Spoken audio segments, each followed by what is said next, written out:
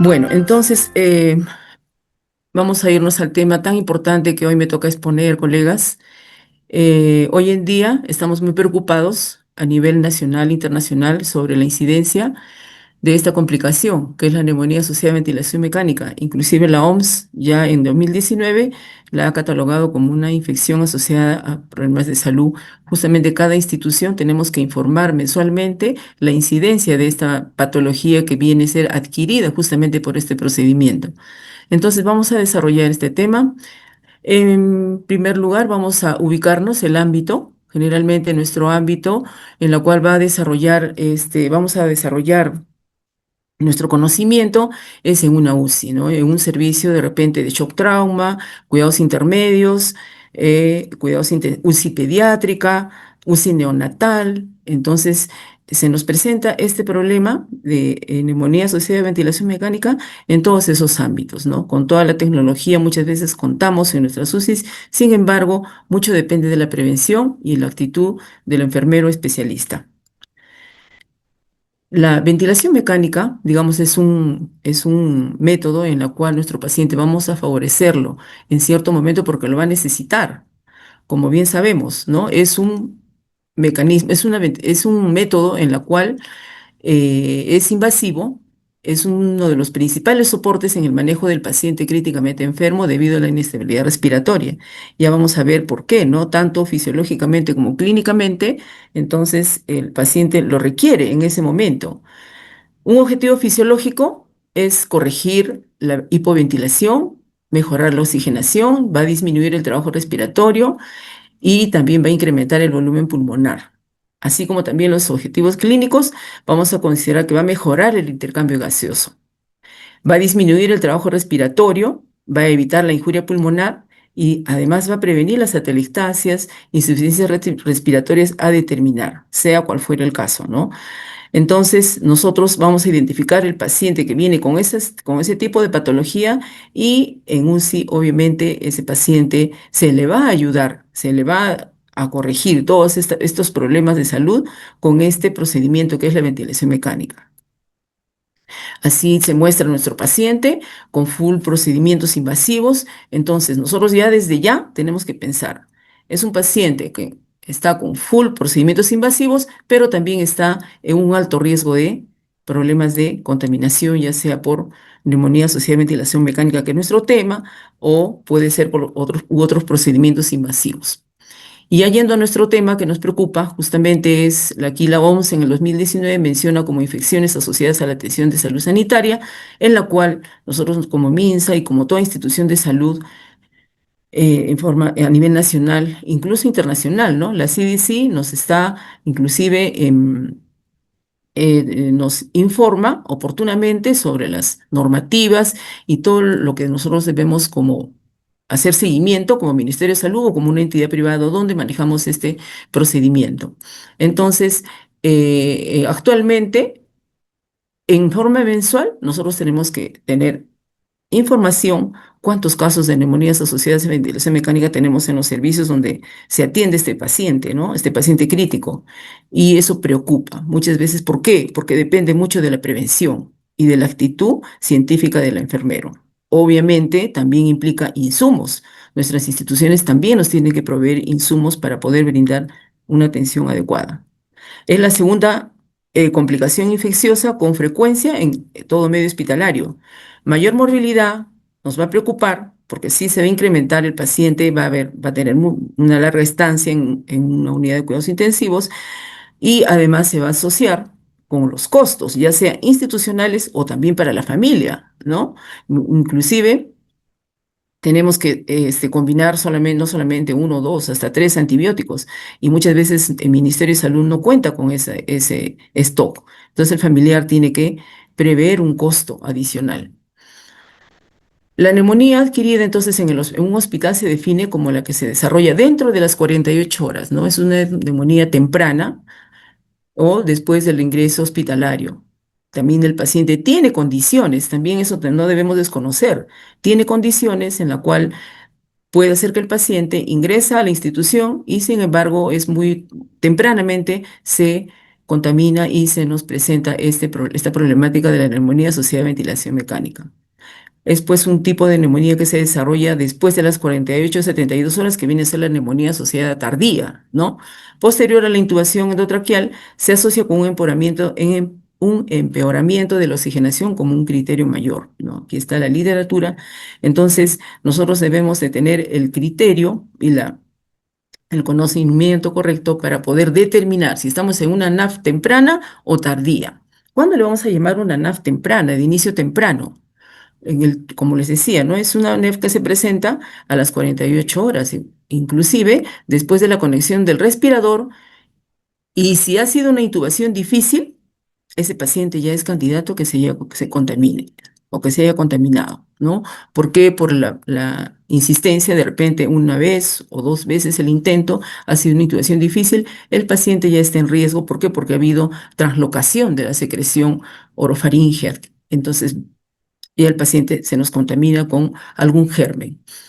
¿Qué patógenos se nos van a presentar en una NAF temprana? ¿No? Generalmente son los gram positivos, que son Staphylococcus aureus, sensibles a meticilina, el Haemophilus, el Streptococcus pneumoniae, y una NAF tardía, como les decía, se presenta después de 72 o 96 horas. Generalmente, pues el paciente, como tiene una estancia de mayor de 5 o 7 días, más de una semana, ya el paciente presenta una NAF tardía y ya van a presentarnos este tipo de gérmenes, ¿no? Nuevamente Staphylococcus aureus, pero ya resistentes. Pseudomonas, Acinetobacter, Enterobacter, Klebsiella o Serratia, y últimamente también tenemos una diversidad de gérmenes que en forma tardía se nos presenta en nuestros pacientes. Y el esquema, aquí tenemos un esquema. Si es una nafta temprana, como le decía, un Haemophilus influenzae, el Streptococcus aureus, el Pneumoniae. En una tardía tenemos la Pseudomonas, el Streptococcus resistente a meticilina y el Acinetobacter. Entonces, eso es ya donde nuestro paciente pues va a tener una asociación de antibiótico terapia. ¿Y cómo inicia la patogénesis según la CDC? Tenemos que reconocer que también hay factores influyentes para que esta neumonía se desarrolle, ¿no? Vamos a considerar, muchas veces tenemos equipos de succión contaminados, ¿no? Deficiente, de repente, de repente insumos también, ¿no? Insumos, el personal no está conservando sus medidas de bioseguridad. Puede ser que también contemos con agua o solución contaminados. Hay presencia ya de secreción oral, una colonización orofaringeal, de hecho que el paciente la va a tener, ¿no? Y ahí nosotros tenemos que prever cuándo y cómo debemos hacer una aspiración y una higiene de boca, porque tenemos que la boca es un lugar donde están alojados una variedad de gérmenes, que ya lo vamos a ver más adelante. Al aspirar secreciones, obviamente esas defensas del pulmón van a estar disminuidas y entonces todos estos coadyuvantes van a confluir en que nuestro paciente va a desarrollar una neumonía. Y esta es la patogénesis ya en forma, digamos, visual, donde podemos ver cómo se alojan los gérmenes. Generalmente ya el paciente está intubado y tenemos aquí en el CAF, ¿no? El balón, alrededor están estos gérmenes ahí alojados, es un biofil en el cual está adherido al tubo y alrededor del CAF. Por eso es que es importante la medición de la presión del CAF, porque este CAF va a disminuir la presión y se va a poner flácido y entonces vamos a hacer que la secreción ay, perdón, la secreción orofaringea va verticalmente, va a caer, ¿no es cierto?, a vía aérea estéril, inferior, y se va a contaminar el paciente. Es una biopelícula que se forma en el tubo rotraqueal. Hemos visto, ¿no? Cuando extubamos un paciente, cómo se observa ese tubo, ¿no? Con secreción muy reseca, muy densa. Entonces, todo ello, si no hemos nosotros previsto en la aspiración, que debe ser oportuna en el momento que se requiera y el método adecuado, entonces nosotros vamos a evitar de que nuestro paciente se contamine. Tenemos aquí la migración de estos gérmenes en la cual ya el paciente coloniza, están por la carina y bueno, pues van a caer, ¿no? Por gravedad y nuestro paciente se va a contaminar. ¿Cuáles son las fuentes más comunes de patógenos en la NAV?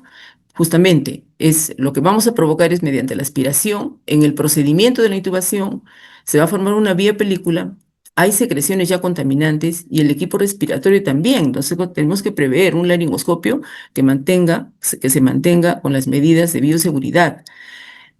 Todo el equipo al momento de una intubación. Tenemos que estar en alerta, todo el equipo, qué es lo que necesita en forma oportuna con la parte médica y que esa intubación no tenga pues la demora que corresponde, que porque ahí es nuestro paciente corre el riesgo de contaminarse. También vamos a considerar, ay, perdón, oh, perdón. Tenemos aquí un esquema donde ya nuestro paciente está con una neumonía y fíjense cómo ya hay unas paredes con secreción purulenta. La radiografía nos va a mostrar densidades, se nota un signo de fiebre, también de temperatura, hay incremento de leucocitos. Ese es el panorama que se nos va a presentar. Y seguidamente nosotros también, en este esquema nosotros vamos a reconocer una vez más que este tubo no estaba anteriormente, porque el paciente respira, esta apertura la boca, elimina su secreción espontáneamente, sin embargo, ahora no, vamos a bloquear todo ese sistema, ¿no? Y entonces esto ya es un método de entrada de gérmenes para el paciente hacia los pulmones. Mediante ese tubo, si bien es cierto, nos va a solucionar un problema de salud del paciente, pero sin embargo ya está en riesgo de una neumonía asociada a ventilación mecánica. Y poco a poco, entonces, si no vamos a obtener la prevención adecuada, mediante este tubo, como hemos dicho, se coloniza aquí las bacterias, nuestros gérmenes, y entonces se va a aspirar y van a ir disminuyendo, van a ir cayendo esos gérmenes y poco a poco está contaminando el pulmón de nuestro paciente. Nuevamente, en este último esquema ya estamos aquí en forma más visual, donde ya están aquí en los pulmones colonizados y ya está pues con el paciente con fiebre, está con incremento de secreciones, ya es un signo y un síntoma que el paciente está con una neumonía asociada a ventilación mecánica, que corresponde tomar una muestra y ver qué tipo de germen tiene el paciente para acudir al antibiótico o a la asociación de antibióticos. Este ya es en una microscópicamente cómo se observa ese patógeno, sea cual fuere, a través de un tubo orotraqueal. Es el biofilm que está en el trayecto del tubo orotraqueal. Entonces, los factores que van a influir en una neumonía asociada a ventilación mecánica, vamos a considerar los siguientes. En cuanto al paciente, vamos a considerar que ha colonizado, hay una colonización evidente. También vamos a considerar el tipo de patología que tiene el paciente. Si bien es cierto, viene con antecedentes de desnutrición, una enfermedad ya de larga data, es un paciente bajo de peso, el uso de antibióticos también, ¿no?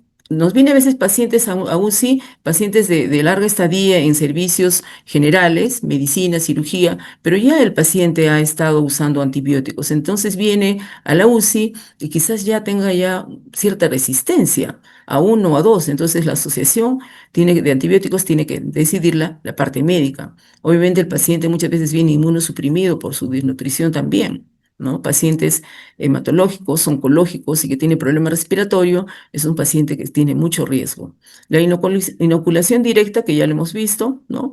También debemos de considerar si el paciente está con bajo de defensa, si está con procedimientos invasivos, también es un paciente en que está en riesgo, ¿no? De que puede de repente eh, tener otro tipo de infección asociada también a esta neumonía asociada a ventilación mecánica, ¿no? Estamos usando catéteres, estamos usando aerosoles, estamos de repente inoculando directa o indirectamente también disponiendo de que más facilidad para que estos gérmenes inoculen a nuestro paciente. La filtración de secreciones que ya hemos hablado, aquí tienen en el esquema más grande, cómo se acumula la secreción alrededor del CAP y baja, pues, ¿no? En cuanto a los factores del ambiente y dispositivos, es importante, colegas, este aspecto. ¿Por qué? Porque se debe considerar el medio ambiente. Si nosotros tenemos un ambiente que no es el adecuado, de repente no tenemos equipos, no tenemos de repente la aspiración, una aspiración a presión negativa, tenemos que acudir a aspiradores. Muchas veces en el Ministerio de Salud tenemos insuficientes tubuladuras. hemos acudido muchas veces, anteriormente, hemos acudido a rehusar esas tubuladuras, ¿no? Rehusar, desinfectarlas, esterilizarlas, de repente las ponemos en enzimático. ¿Por qué? Porque tenemos esa deficiencia también, ¿no? No quisiéramos nosotros que suceda, poner en riesgo a nuestro paciente, pero las necesidades a veces se nos presentan en un servicio crítico. El personal asistencial tiene que considerarse las medidas de bioseguridad. Los guantes, el uso de guantes tiene que ser en forma oportuna. No siempre el uso de guantes es beneficioso para nuestro paciente. El tubo orotraqueal, entonces ahí justamente cuando aspiramos secreciones, ahí es el cómo vamos a aspirar, cuándo y cómo. ¿Cuándo vamos a aspirar por un tubo orotraqueal? ¿Será antes perdón, después de haber hecho una higiene de boca? Me preguntaré eso, ¿no? Si es que voy a aspirar después de haber hecho una higiene de boca o antes. Ojo, ahí vamos a ver después qué cuidado debemos tener con el cuidado de la vía oral. ¿Por qué? Porque en la boca muchas veces aspiramos primero el tubo y después la boca. ¿Y qué hemos hecho? Hemos estimulado de que esa secreción orofaringea de repente se introduzca, ¿no? Y se contamine el paciente. También existe una alteración fusomuciliar, no está muy operativa esta parte anatómicamente de nuestro paciente, pero está sedado, ¿no? No tiene reflejo tusígeno, etcétera, está con su tubo, entonces no va a haber esa función. Hay una lesión epitelio orotraqueal, también corremos riesgo cuando el paciente es reintubado.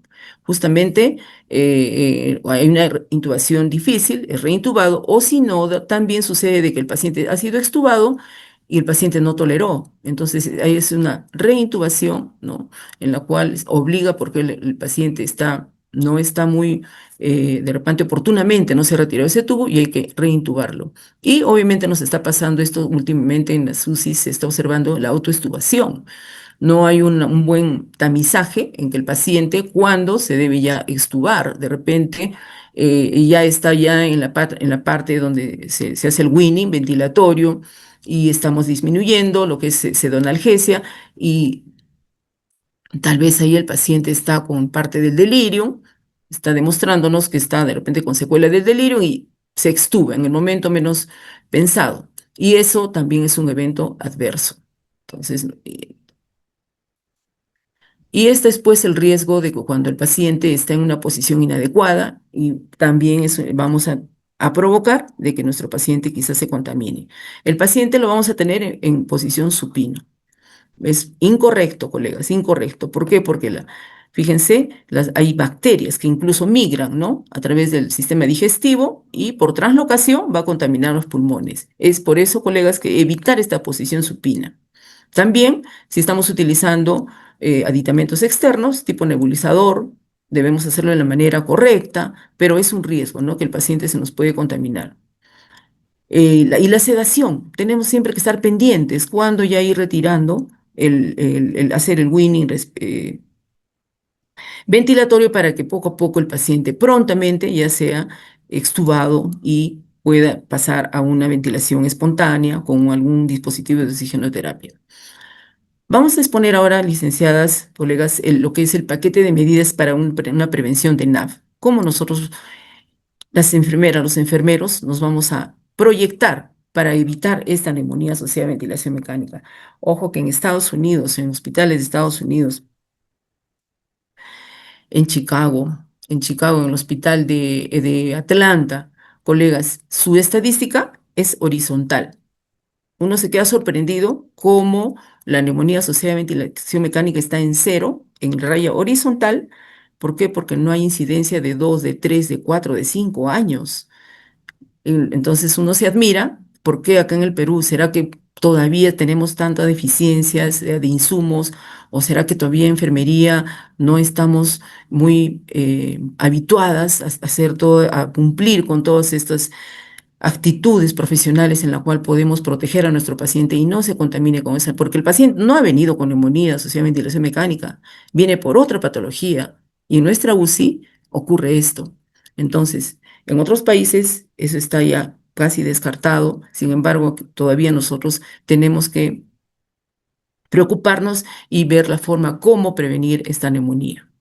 Entonces, Vamos a ver una de las formas de prevención en la colonización. Debemos tener en cuenta la formación y entrenamiento apropiado en el manejo de la vía aérea. Tenemos el criterio, colegas intensivistas, y de repente nuestras futuras colegas también que se están preparando. Tenemos que tener el criterio cuándo, cómo vamos a aspirar a un paciente. Y no es de que pues, solas como enfermeras. Tenemos un equipo. El equipo debe ser em, tenemos que andar como en una cadena, no nos podemos desprender uno de otro, nuestro técnico, nuestro terapista respiratorio, la parte médica, obviamente, y nosotros como especialistas. Higiene estricta de manos en el manejo de vía aérea. Eso es muy importante. Control y mantenimiento de la presión del neumotaponamiento por encima de 20 centímetros de agua. Eso lo tenemos que hacer en forma horaria. Higiene bucal cada 6 u 8 horas. Y cepillado de la placa dentaria. Nos estamos olvidando del cepillado de la placa dentaria. Entre dientes, colegas, se forma como una costra. Y ahí están los gérmenes. Entonces, tenemos que hacer eso. En otros países lo tienen, por ejemplo en Estados Unidos es normado. Cada 6 horas es la higiene de boca y cada 12 horas es el cepillado dental. Y van marcando, la enfermera va marcando en su cuadrito lo que sí, las veces que ha hecho la higiene bucal y las veces que ha hecho el cepillado dental. Entonces, sería interesante que nosotros lo apliquemos. Evitar la posición de cúbito supino, como les informaba, favorecer todos los procedimientos que permitan la forma segura de intubación, en la intubación y evitar los cambios programados de las tubuladuras. Bueno, eso sí, ya no lo hacemos generalmente, pero de todas maneras considerarlo.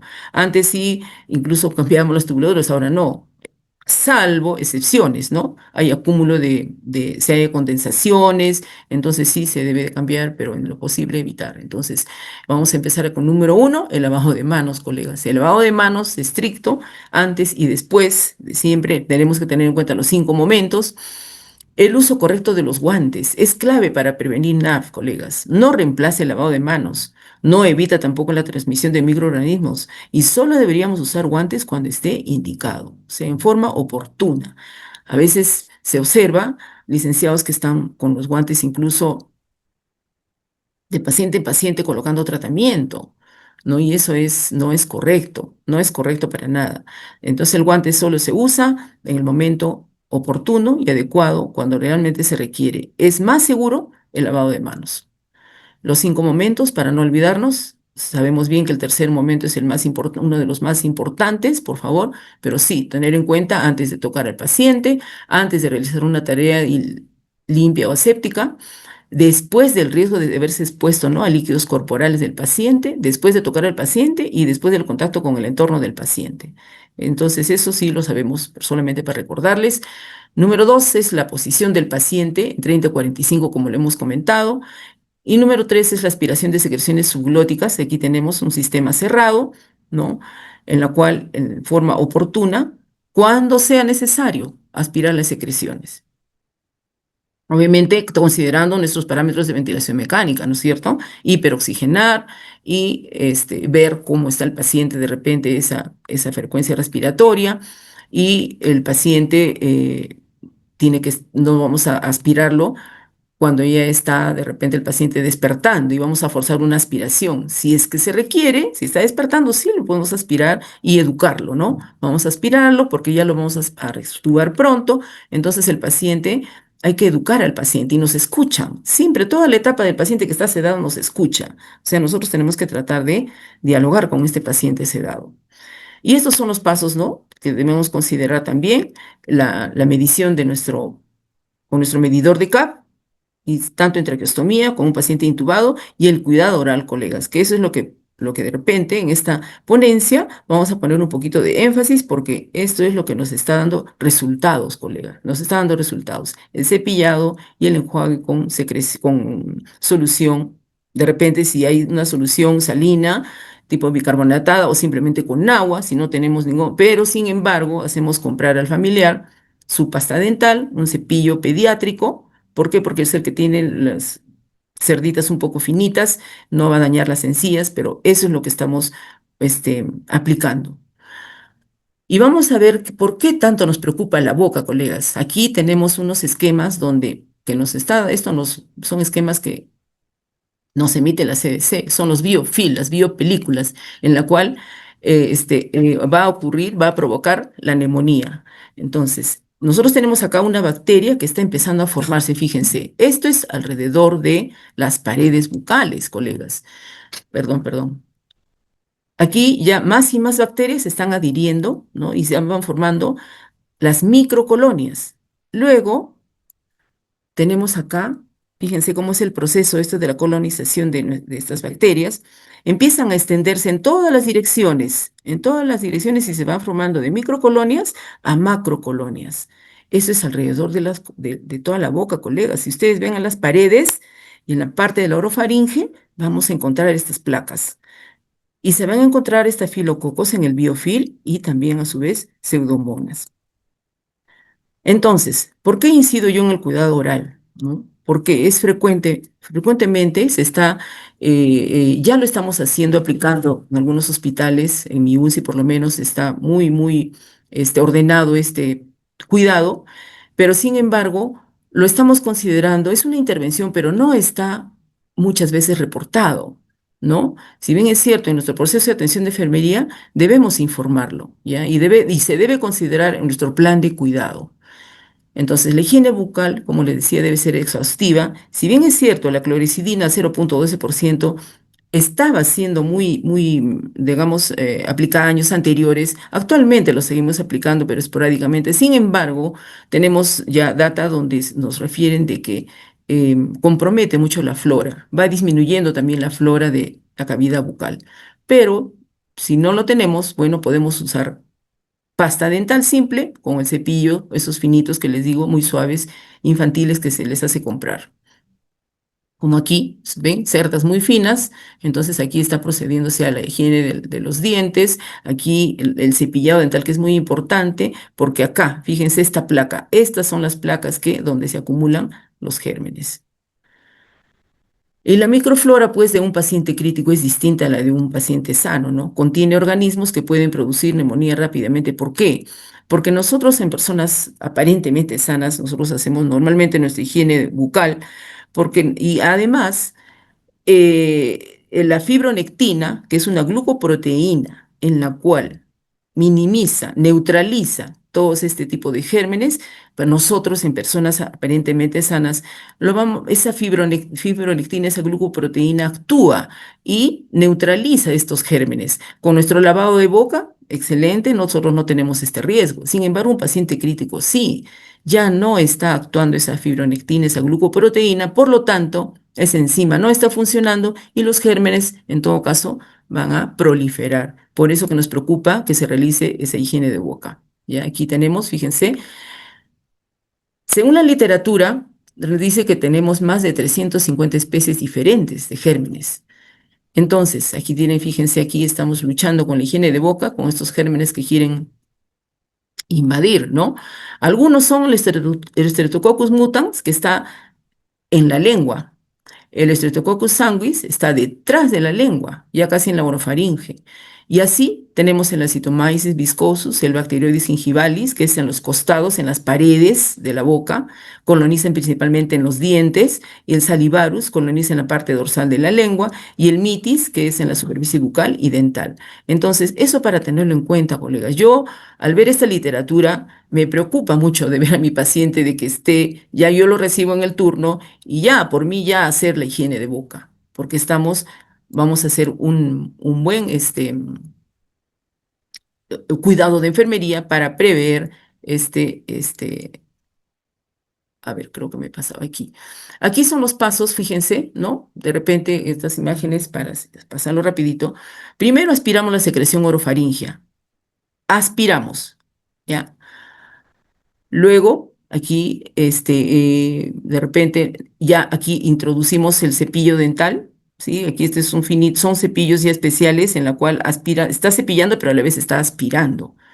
Y aquí ya como paso final pasamos como un humectante, porque han visto cómo se les resecan los labios a los pacientes, ¿no? Entonces, de esa manera nosotros también estamos preveyendo. Y enseguida, después paso yo a aspirar por tubo endotraqueal, ¿ya?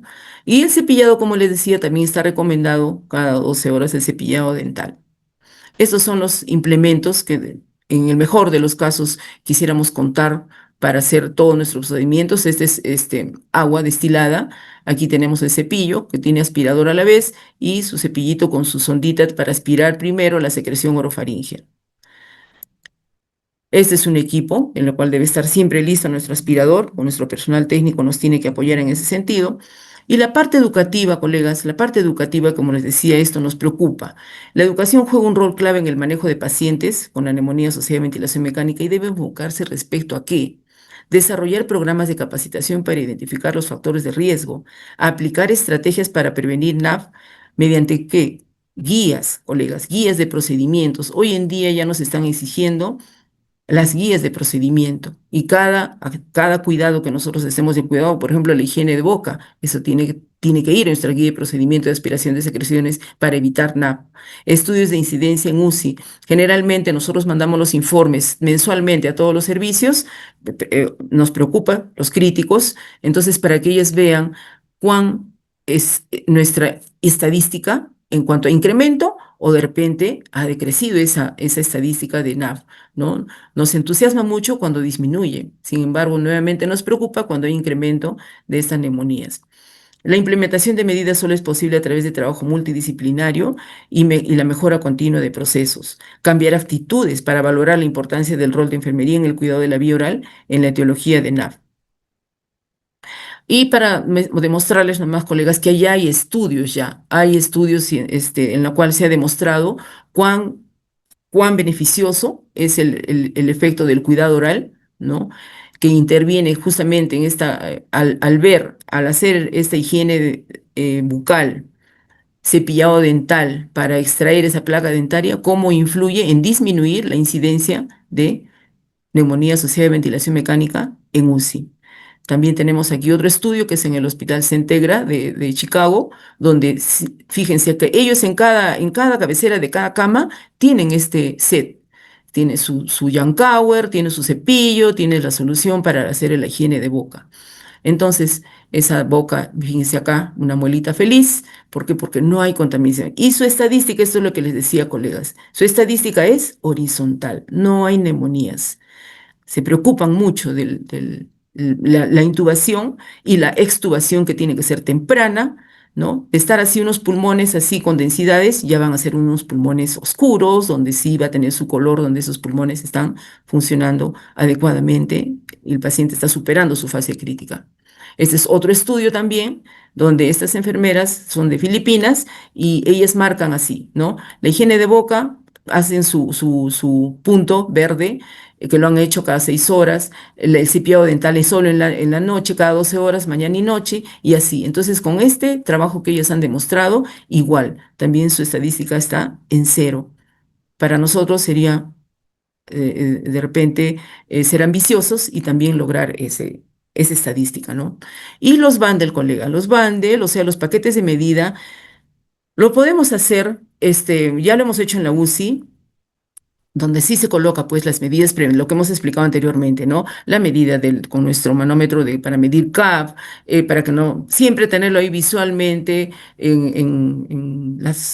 estratégicamente, ¿no? Donde la colega está limpiando, está atendiendo al paciente, pero sin embargo mira la imagen y va a ver de que tiene que tenerlo el paciente en esta posición. No puede tenerlo en posición supina, ¿no? El mínimo tiempo solo para cambiar la ropa de cama y nuevamente a esta posición. La higiene de manos y también la otra foto que tenemos es la aspiración de secreciones en forma solamente si se requiere, la medición del CAP, ¿no? Y unos mensajes que nos dice, esto lo tomamos de otros hospitales, donde decían ellos, lo colocan en todo lado, en su pasadizo. Hagamos un esfuerzo para hacer cada 4 o 6 horas el cuidado oral.